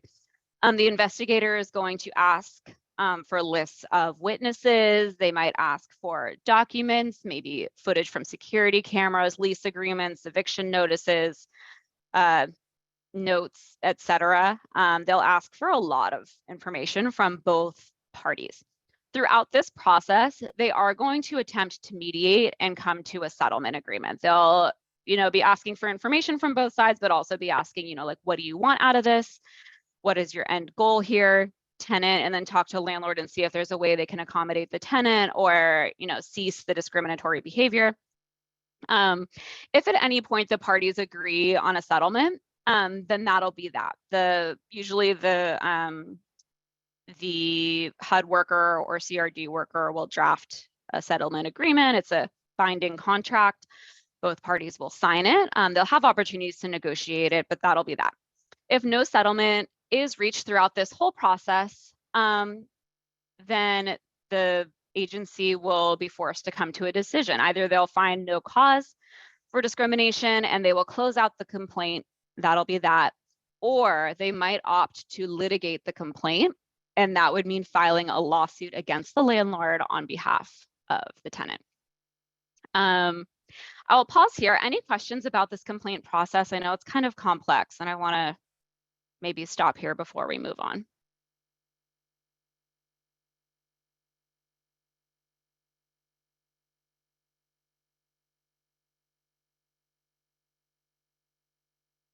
I see from Joan, how long can a person who has an eviction and also criminal history be able to rent again? So they can rent immediately. There's no law saying they can't rent again for a period of time. An eviction, maybe this is what you're asking, an eviction is supposed to stay on a person's record for 7 years. There is a process, and I'd be happy to talk more about that at the end or even one-on-one afterwards.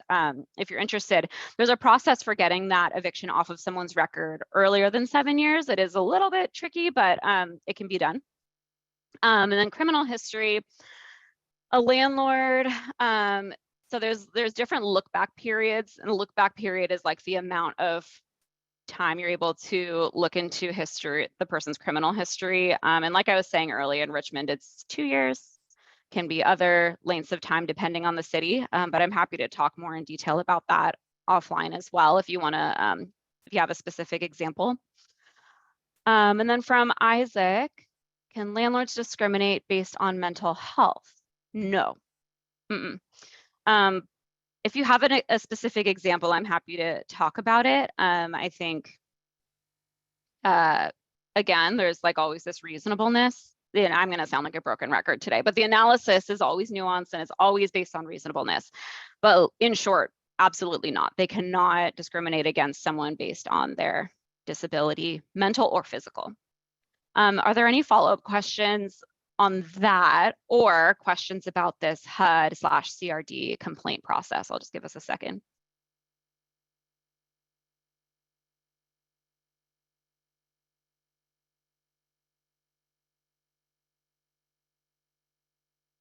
Cool.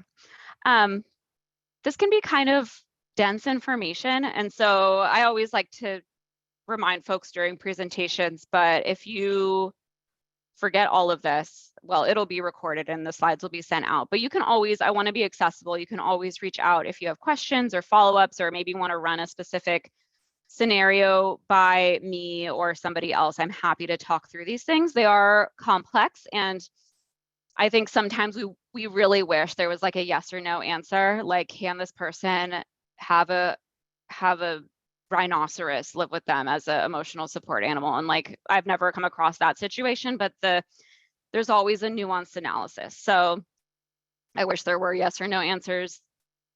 Lawyers are annoying because often we don't give them. It's always, it depends. But yeah, please continue to interrupt me if you do have questions.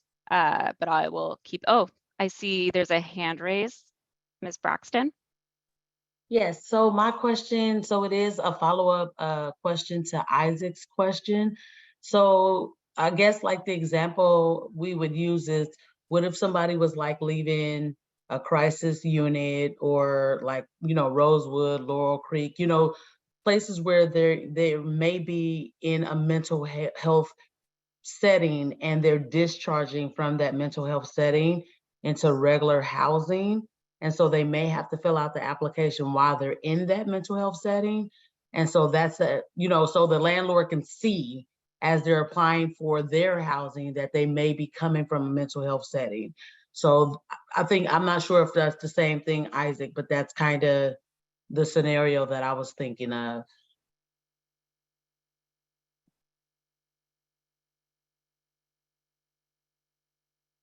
That's it. Sorry, was having trouble unmuting myself. So here we are.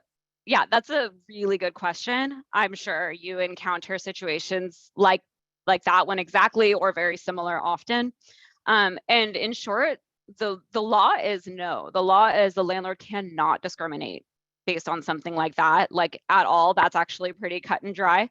But that doesn't mean they don't try.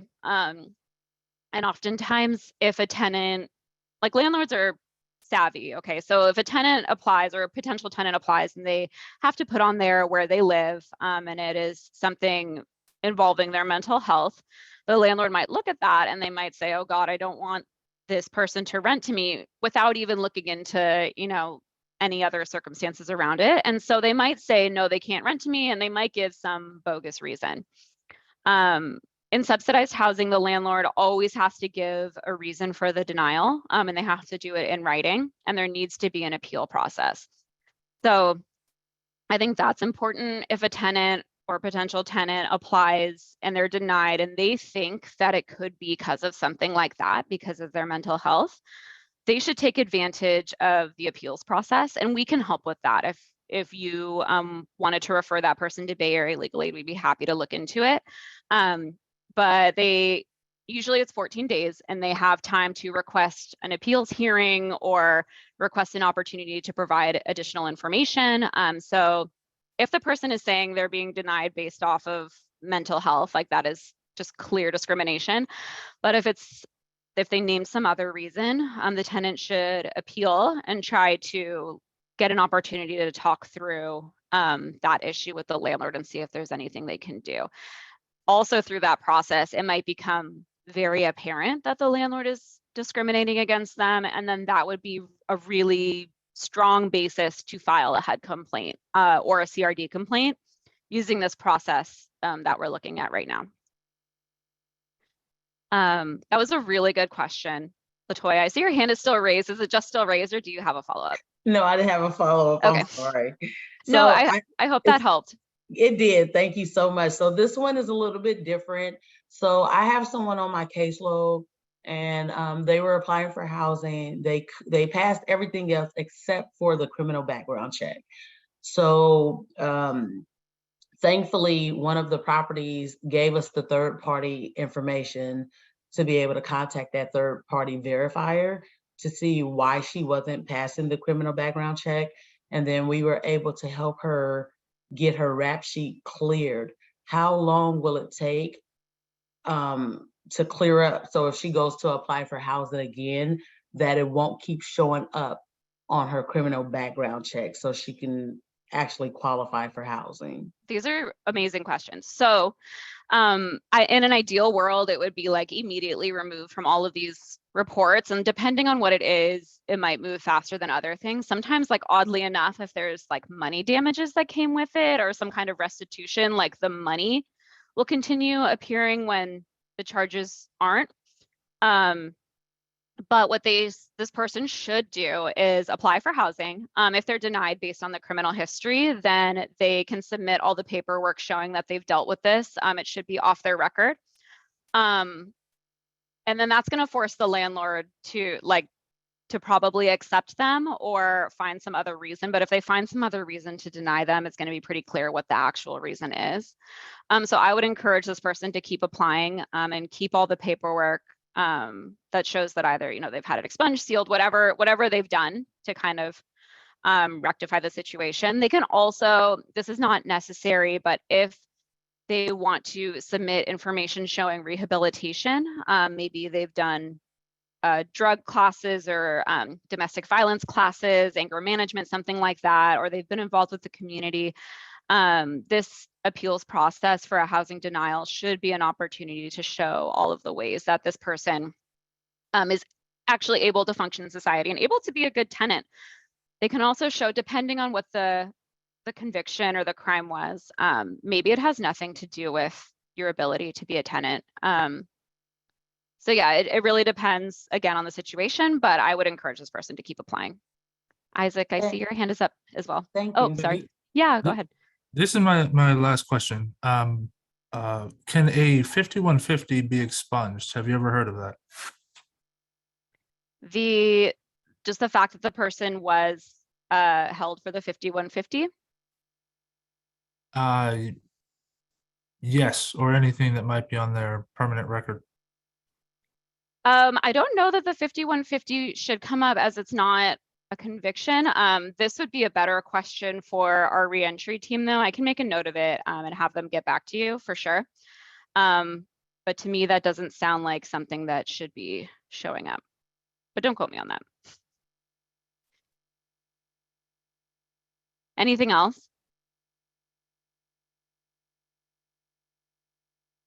Oh, 5150 holds don't show up. Thank you, Joe Bruno. I appreciate all the knowledge in this room too. Yes, I will click a heart. All right, moving on.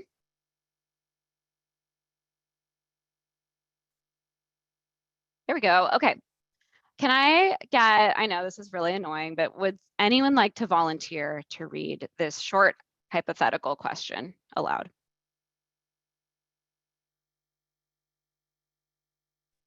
I will. Tammy Tennant was convicted of misdemeanor disorderly conduct 10 years ago. She has been applying for housing, but was recently denied an apartment she liked. She asked for a copy of the denial in writing, and the landlord wrote that she had been denied based on her criminal record history. What can Tammy Tennant do?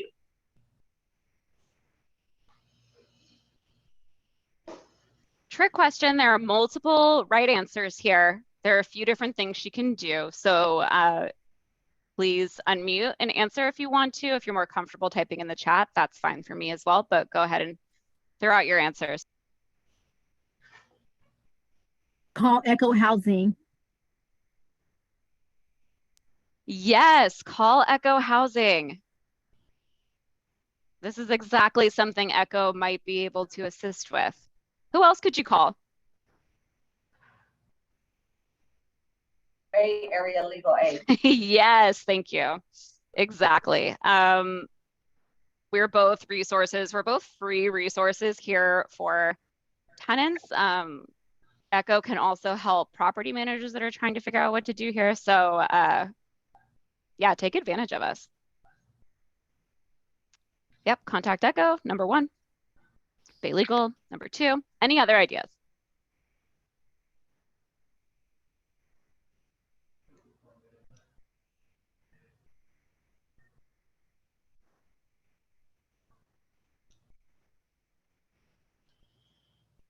File a HUD or CRD complaint.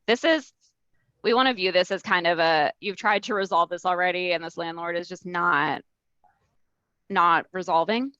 So then you would go ahead and file a complaint to try to force compliance with fair housing laws. Oh yeah, go ahead, Valerie. Can she also get a copy of her criminal record history to see what's on there?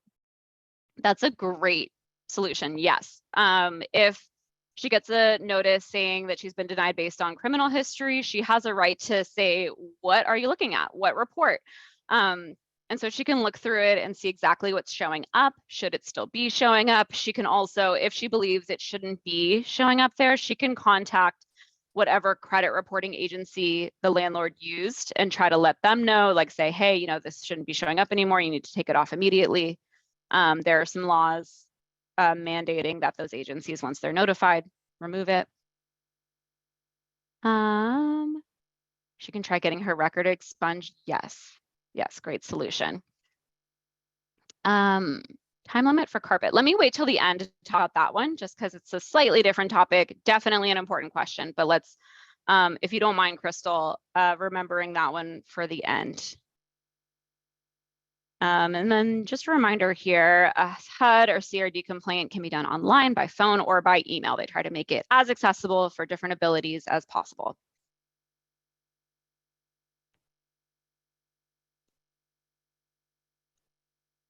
Cool, so I'm gonna talk a little bit about unlawful detainers. This is a gigantic area of law. It's really complicated. There's a lot of different things that can happen here.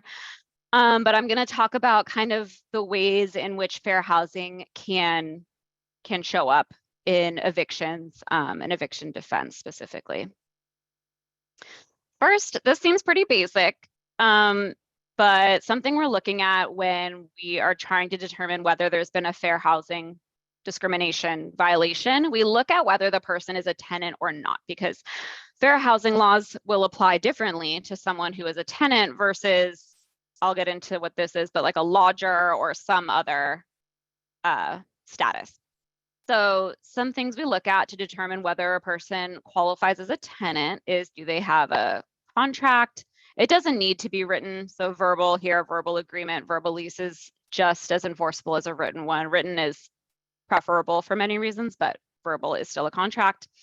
We also sometimes, if the tenant is saying they're a tenant, the landlord's saying they're not a tenant, then, and there's no written contract, we look at a pattern of conduct that could establish a tenancy. So is the landlord or homeowner, whoever it is, accepting money from the tenant? That's a pretty good sure sign. Can we prove that? How many nights in a row has someone stayed at the unit? Do they like stay as if they live there, or have they been, you know, coming over every weekend? Either factor might weigh in favor of the person being a tenant or not. Do they receive mail, bills, things like that at the property in their name? Have they moved their own property, pets, furniture into the property? Do they have a key? Can they get in and out without being let in or out by the owner? So these are factors we would consider if someone's a tenant.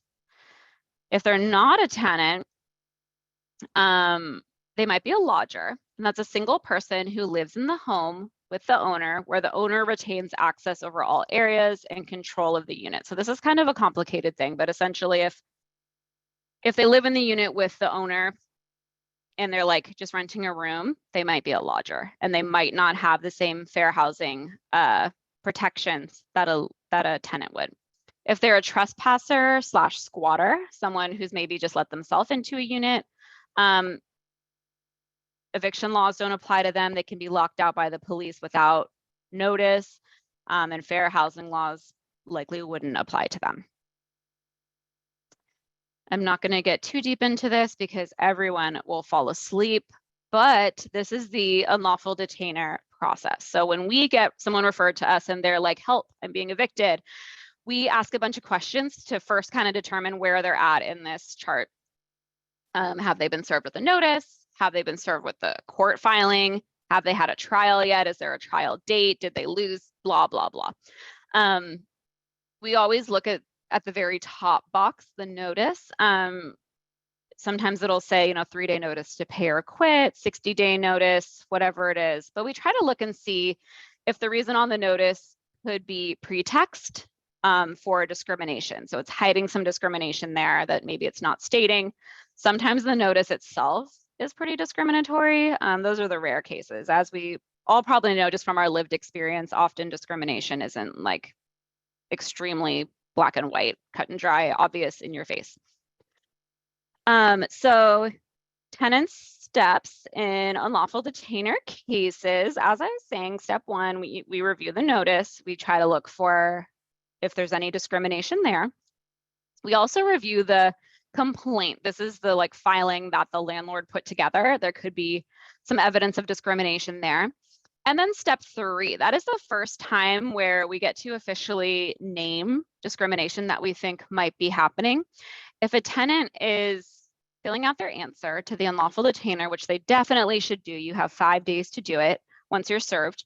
There is a box to check if they believe that they've been a victim of discrimination. And then there's an area where they can give more information. So they should definitely take advantage of that, check the box, and then write about the ways that they've been discriminated against. And as we know, there are many different ways.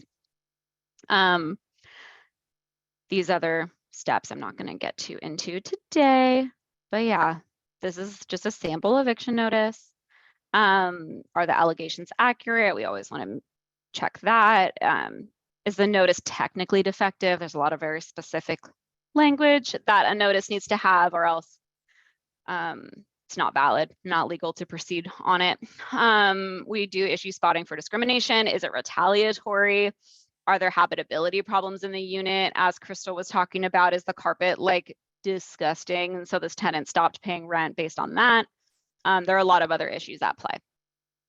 Not going to talk too much about this, but these are typical notices. If the notice is defective, if it's discriminatory or there's something wrong with it, if it's inaccurate, if it's missing some of the key language that under the law an eviction notice has to have, it is illegal and the landlord needs to go back to start. They can't fix the unlawful detainer once they've filed and say, oh, sorry, we're going to use this notice instead. Nope, they got to dismiss the case. They got to start all over again. I always like to include this. It's not like technically related to fair housing. However, it is so, so important that a tenant files the answer. You have 5 days once you get this summons and complaint served on you to file. And if you don't file within 5 days, then you could automatically lose the case.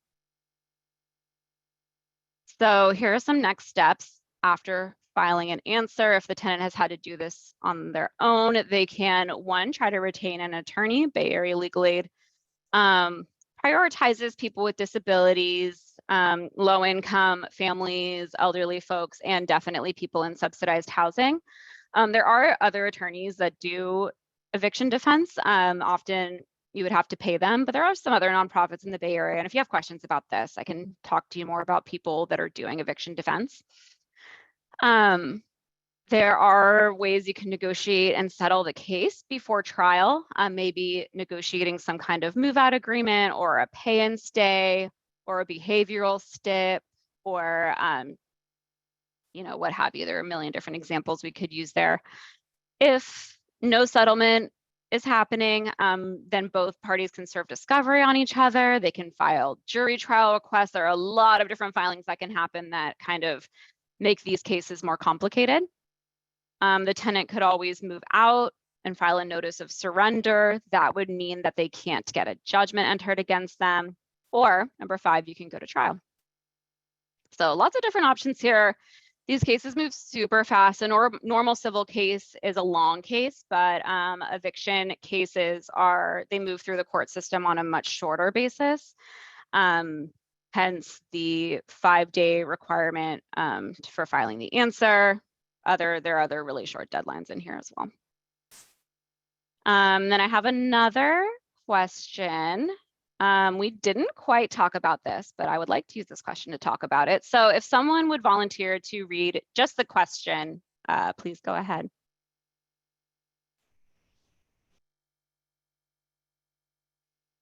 Tabitha Tennant is a victim of domestic violence, but has been unable to leave her partner. Sometimes they have loud fights and wake up their neighbors, and neighbors have complained to management and even called police. Because of this, Tabitha landlord has served an eviction notice on her. Let me scroll down. I can't see the whole page, I'm sorry. It's okay. It just says, can her landlord do this?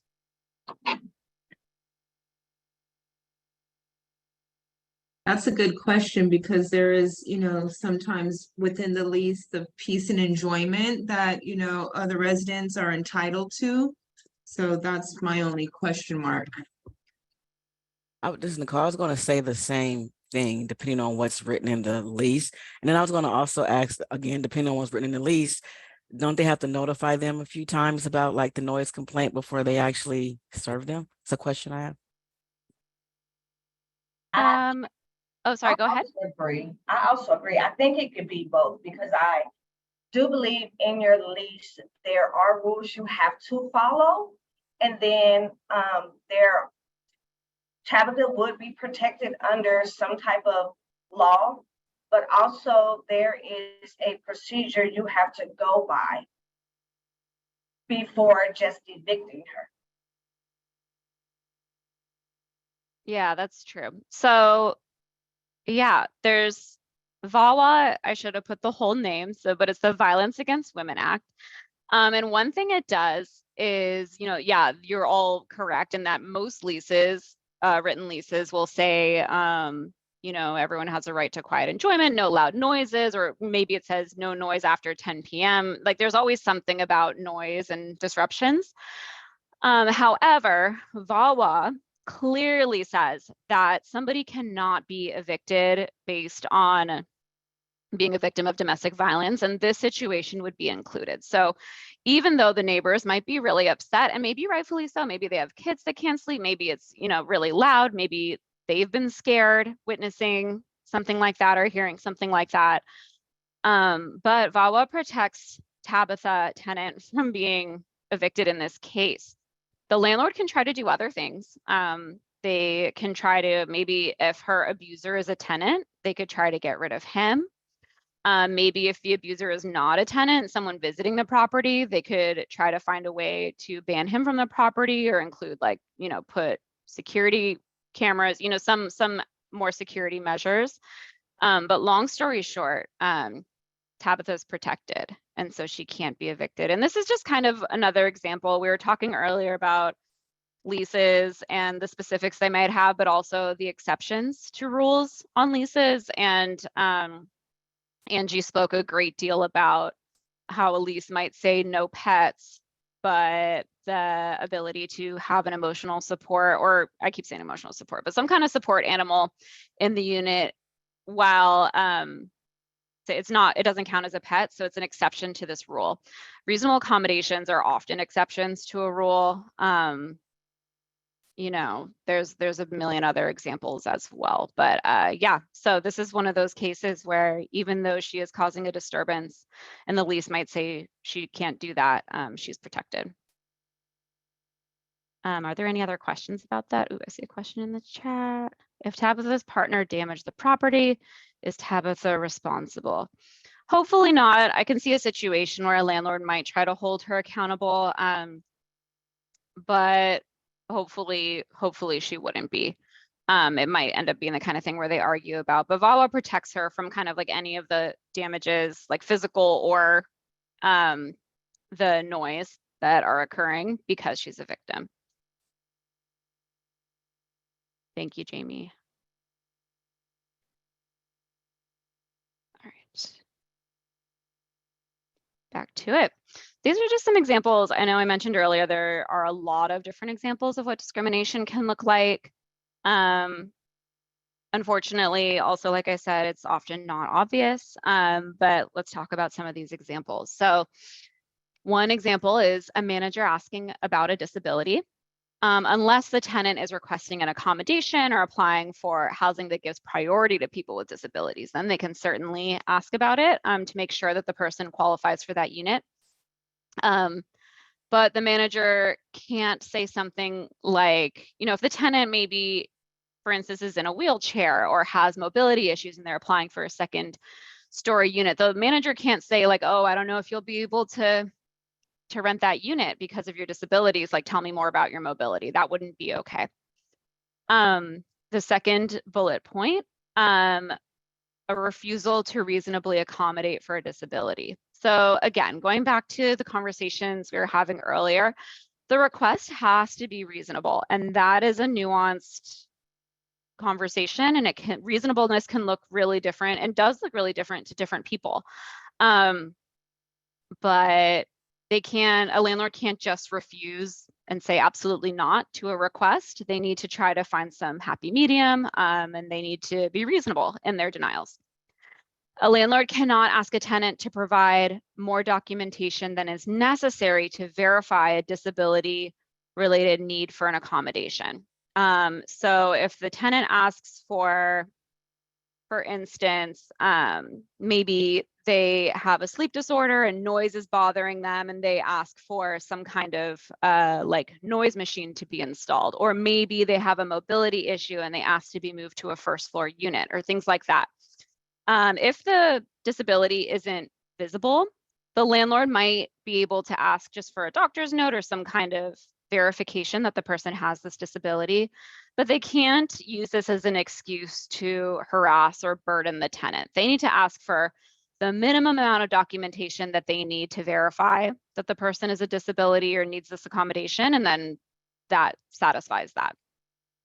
The last bullet point, asking a disabled person to prove the ability to live independently. They can't ask that. If the tenant applies and they feel ready to live in the unit, the landlord cannot ask about this.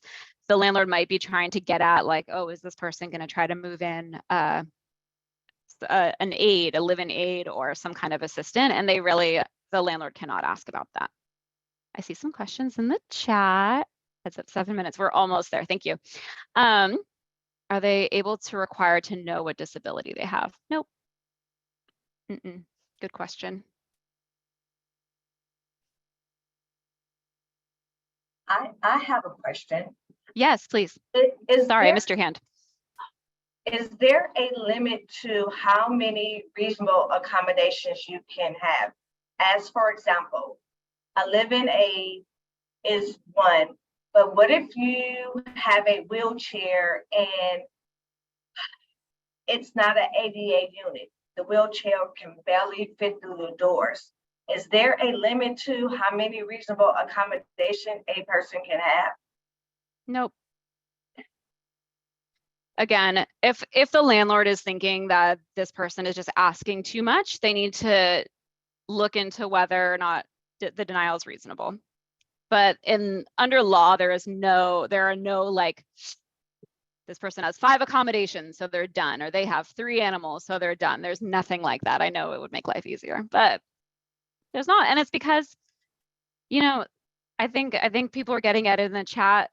There's sometimes a distrust or a feeling that someone is going to try to take advantage of a rule. And like, to be honest, like someone's always going to try to take advantage of something, but there are also many tenants who really do need multiple accommodations, who are really sick, who have different disabilities. And so we need to make sure that those folks aren't being discriminated against. I'm at the last slide. I'm happy to take more questions. I think we have about 5 more minutes. But I want you to not hesitate to refer tenants to Bay Area Legal Aid. There are many strict, many fast deadlines, especially when we're dealing with eviction cases. You can refer housing cases as part of H3 to me by emailing this email address here, the cccmlp@baylegal.org. Below, I put my email address. If you have more specific questions or want to get into anything, I'm happy to talk through it. I want to be accessible to you all. I'll also make sure it's not on here, but it was on the beginning slide, our legal advice line phone number. If you have someone you're working with who has questions unrelated to housing, maybe immigration, public benefits, reentry, anything like that, you can definitely have them call our legal advice line Monday through Thursday. 9:30 a.m. is the best time to call. And yeah, I will take, oh yes, let's talk about the carpet thing. Okay, thank you, Crystal, for remembering. Crystal asked, what is the time limit for carpet to be changed in an apartment? If it needs to be changed, can a property manager say they can't do that and say they can put a ceiling fan in instead? That's an interesting alternative. Okay, so I think my first question about this is, what's the basis for needing the carpet to be changed? Is the person getting sick from the carpet?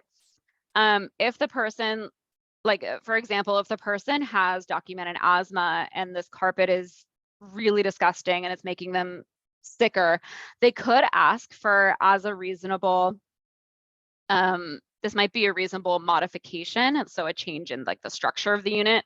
They might ask that as that modification that the carpet be changed or taken out or whatever it is. The landlord would have to, under law, respond and kind of engage in what's called the interactive process to try to figure something out. Maybe that is the manager's attempt here, saying that the ceiling fan will solve the problem. I think it's doubtful that if someone were to be getting sick from the carpet, that a ceiling fan would solve the problem. So the tenant's response might be that's not going to solve the problem, and the landlord still needs to either fix the carpet or come up with some other accommodation. Maybe an alternative. That's not the case. So okay, yeah, let me know. In this case, the property manager came to the tenant and let the tenant know that it's about time to have your carpet done because you've been living here for so many amount of years. So what is the amount of years that carpet has to be changed? Oh, there's no like steadfast law about that. Okay, and so can the property manager come and say that to the person and then come back and say, well, we don't think it would be good to do that. Can we put in a fan instead? Would you be okay with putting a fan? Is the tenant okay with that? The tenant actually wanted the carpet done because of the fact that the property manager brought it to their attention. But the property manager is saying, well, it's going to be a little bit more difficult because furniture is in the home. And basically, would you want to do a ceiling fan instead? Yeah, so since there's no like law about how often a carpet needs to be changed, it'd be difficult for the tenant to, without a like disability related need, force the landlord to change the carpet. Does that make sense? Even though the landlord, it sounds like they might have offered it and maybe they're rescinding it, but because they don't have to do it, it'd be difficult to make them. Okay, thank you. Yeah, does that answer your question? Yes, it does. Okay, great. Mhm. Anything else? There is a couple questions in the chat, but the other thing I'm going to say is we are actually at about time. It's just about noon exactly, so I want to respect folks' time. I encourage you to reach out to Bela. You can reach out to Abby, and just a reminder, we are going to send out a recording of this training as well as the slide decks, and so you'll have these emails in there as well. We're going to have to pause, and those questions you can either reach out directly to Abby. That's actually my recommendation after the training, or to Angie. Thank you very, very much all for attending and for your really great participation, everybody. Lots and lots and lots of good questions. Again, you will get the recording, you will get the slides, and I think we are exactly at noon. Thank you, everybody. Thank you. Bye-bye. Thank you. Great Thank week, you. everybody. Mhm. Thank you.